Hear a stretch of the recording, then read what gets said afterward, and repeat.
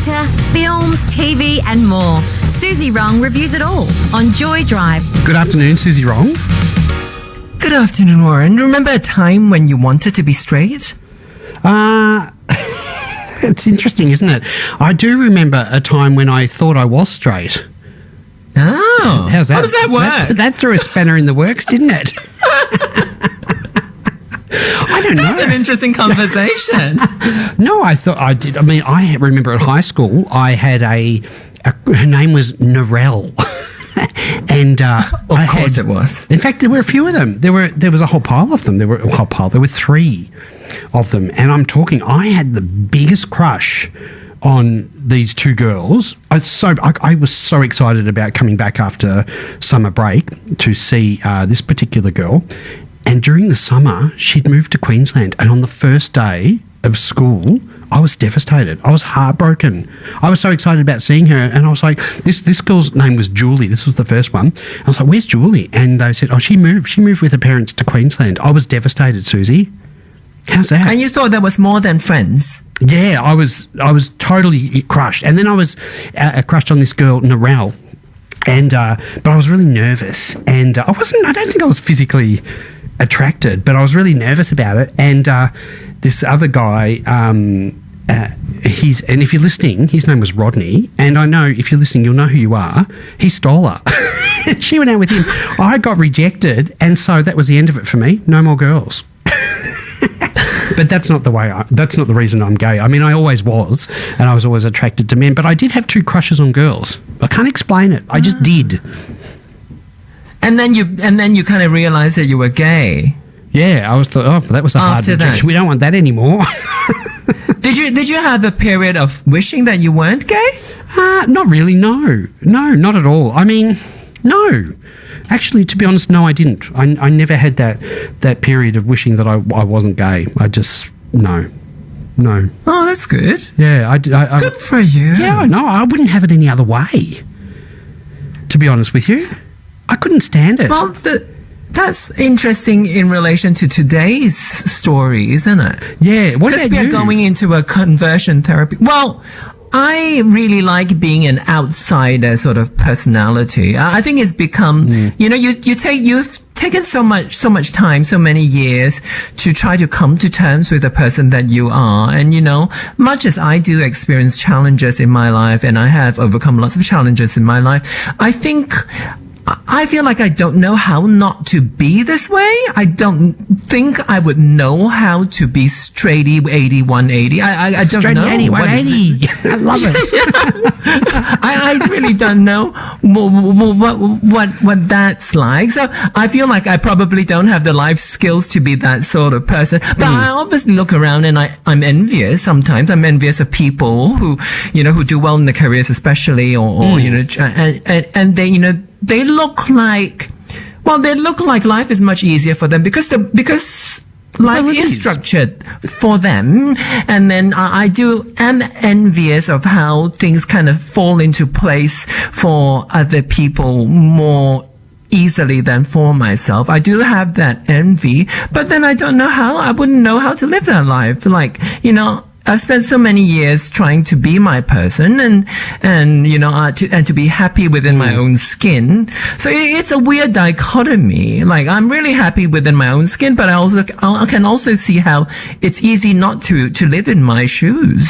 I think you're right there, Suzy. I think we put so much effort into overcoming the trauma and the experience and all this sort of thing, and pushing back against society. And you're right, fighting those career promotions that happen to, I remember, they always happen to the particular straight people.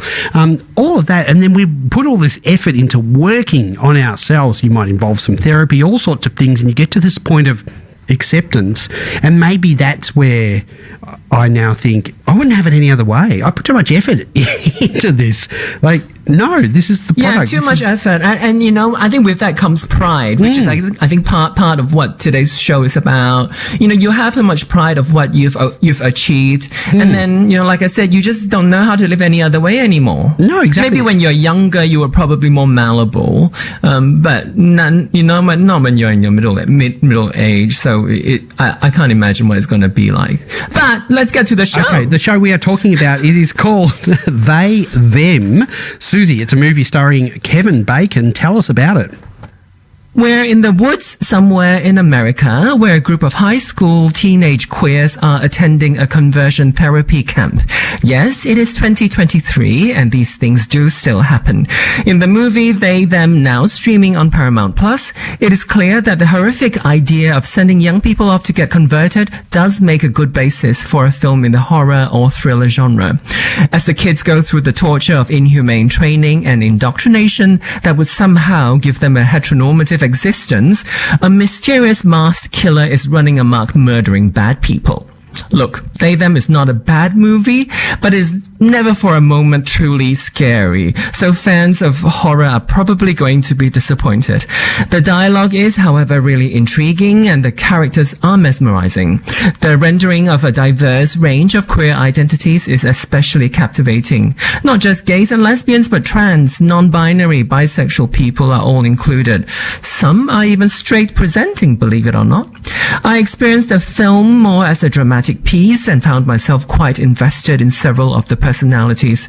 Most of the scenes are realistic and nuanced, but whenever it turns genre, They, Them starts to lose credibility and interest.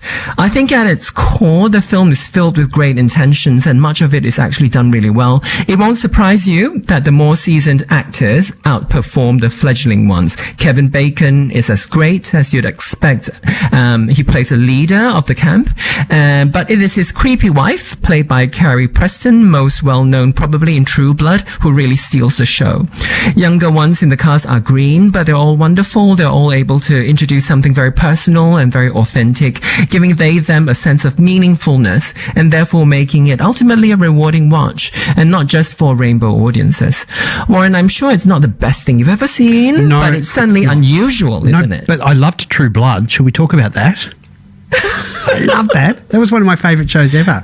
Do you remember her in True Blood? I do, yes. Yeah. I thought she was great in this movie. Yeah, she was really, really good. Look, Suzy, we are talking about They, Them. I found it very morally disturbing, not scary, and I watched it and I sat down and I wasn't getting into it at all, but when it got to the point of them threatening to break dogs' legs with a sledgehammer, I switched it off. And I just thought, no, this is not my movie. I'm not interested in this. Whether it's horror or whatever, I don't want to see it. So, to be honest with you, I didn't like the movie at all. And I don't think that conversion therapy is something that you try and turn into a horror movie, to be honest. Yeah, I think the idea is that it is a horrific experience, but the horror stuff just didn't work at all on any level. Like, they were trying to do this thing where ultimately you kind of discover that it's about revenge, and you think that a person like you or I would be into it, but they never executed that very well. Like, you don't actually feel any excitement when the bad people get killed. So dramatically, it kind of didn't work. But I did love a lot of those scenes of the confrontation, straight people and queer people kind of discussing their differences in quite a aggressive way, even though they were all a little bit mild-mannered because they were they were being controlled there. But I felt like all the undercurrents were well performed, and the interesting things between queer people who wanted to be straight and queer people who didn't want to be straight, and that those sorts of tensions. I enjoyed it. I enjoyed seeing a new generation of queer people being very different from our generation. What they consider to be gender is very different, and what they consider to be sexual preference, I don't even know you call it that way anymore, sexual orientation. This all sounds like such old language. It seems like such an archaic way of looking at things, and this is I don't think the film is about those things, but as a person from Gen X, I found it good to watch. Like, it's always fascinated me how these things change, how the idea that gender and sexuality could change, and maybe essentially fundamentally things haven't changed, that the nature of us has always been the same, but the way it manifests, the way we talk about it, clearly it's very different these days. One thing I hate, and I don't know if it just triggers me or what have you, is I hate the stereotypical camp fitness guy. You know, yelling at you to go and do the monkey bars, and you can see the spit flying out of his mouth. Whenever I see that, I get turned off. I just hate that sort of thing. I don't know what it is. I don't know if it's a thing that reminds me of physical education. I don't know if it reminds me of, you know, the threat of having to go into the army or something like that. But whenever I see that, I say two words, F you, and I switch it off, because I just find that horrible, just awful and uncomfortable to watch. And this was a camp about, you know, it was meant to be some sort of conversion camp, but you'd think that they were training them for military combat. Yeah, the idea that you know, if you're a gay man, you need to man up, and once you man up, you become straight. You know, I don't know if this is what real conversion camps look like, but you know, it's clearly absurd. I mean, the whole thing is absurd, as we know. Did you see the scene where this horrible sort of this guy who was training them that you were describing? Did you see the scene where he was trying to have sex? No, I didn't see that scene. That must have been after the dog. Yeah. It happened later. So, there were some interesting bits that came later, like because that guy who's alpha male, you know, he himself is struggling with his sexuality and well, I shouldn't spoil it too much, but I found that there were some things that were really interesting. It's one of those movies where there are great ideas everywhere and great intentions, like I said earlier, but just kind of not executed in the best way. Maybe I kind of put it down to being too new. These ideas are too new. These ideas, sometimes when your ideas are too original, you can't kind of put them into a convenient narrative. It's very hard to put it into a form that makes sense, because the way we watch movies, it still requires a certain level of conventionality, and I think maybe there is discord between the story being so unconventional and it trying to achieve the conventional effects of a genre film. It's, you know, when you get yourself ready for a genre film, in this case like a sort of a slasher movie, the journey you expect to be quite like ordinary, like you feel like the journey you've experienced before, but I think it probably lacks a lot of those ingredients, and then at the end you feel like it's not very satisfying. And it certainly wasn't a horror movie. It wasn't scary at all. I mean, I love a good horror movie. I really do. Simo just sent in a message saying, Warren, didn't you ever wish that you were a straight woman when you were much younger? Did you? No. No, I don't think you're that kind of gay. That's funny. No, I didn't. Yeah. Suzy, I think there's a good Christmas message, though, in this movie, and that is we see all these people coming into this camp and they're all being told that they're disgusting, there's something wrong with them, their parents are going to throw them out if they don't do it, all this crap that goes on, some of us religious-based. And I know we're heading into a religious festival, and I don't want to disrespect those who do follow the religion at the time, but it is a time when I imagine a lot of us will be triggered and we will, question things. And I just think it was a good message in the movie from the beginning that there's nothing wrong with any of us. And we don't need to be converted. We don't need to change. We don't need to be anything else other than ourselves. And all these people that say otherwise are talking a load of bullshit.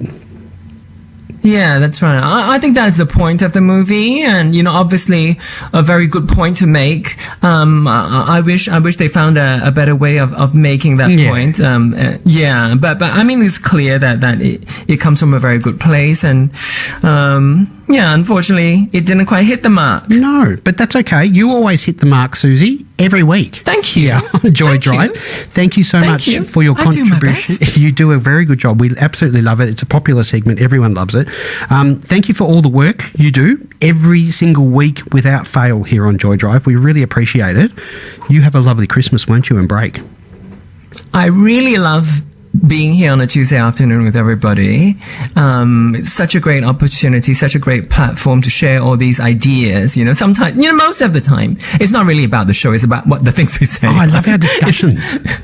It's more about the discussions and what the particular show inspires us to talk about. And, you know, and both of us have been able to kind of go into important matters. And it's great to be able to find inspiration in people's art and talk about our lives. And I hope to continue doing this with you for many more years. Fabulous. Is that Thank you, intimidating? No.